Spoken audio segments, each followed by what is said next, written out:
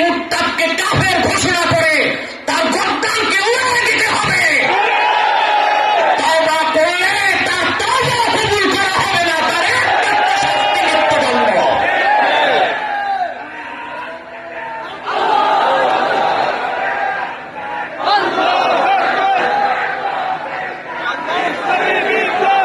এই সিরাত ময়দানের জনসমুদ্র থেকে আমি বাংলাদেশের অভিভাবকদেরকে বলতে চাই, সোনার বাংলায় যখন তখন বাক স্বাধীনতার দোহাই দিয়ে কথিত বুদ্ধিজীবীরা রাসূলুল্লাহর শানে বেয়াদবি করে,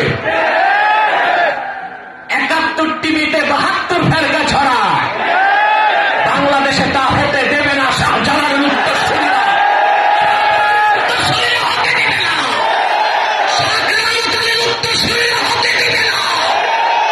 অতি শীঘ্র রাষ্ট্রীয় আইন করতে হবে, মুরতাদের শাস্তি মৃত্যুদণ্ড নির্ধারণ করতেই হবে।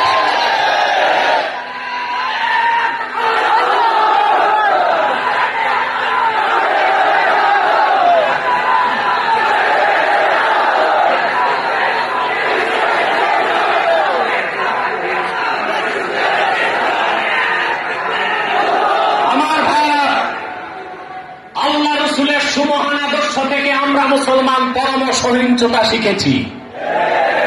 আমরা অন্য ধর্মের মানুষের গায়ে হাত দেই না, কোন পূজা মণ্ডপে আমরা বাধা দেই না, রথযাত্রাতে বাধা দেই না। কিন্তু কিছু লোক মাঠে নেমেছে, অধিকার চায়। অধিকার চাইবেন, ভালো কথা, অধিকার যেন স্বাধিকারে পরিণত না হয়।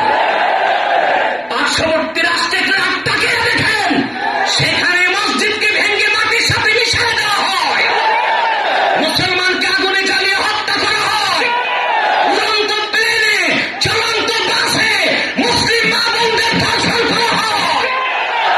বাংলাদেশ সরকার আপনাদের নিরাপত্তা দিয়েছে,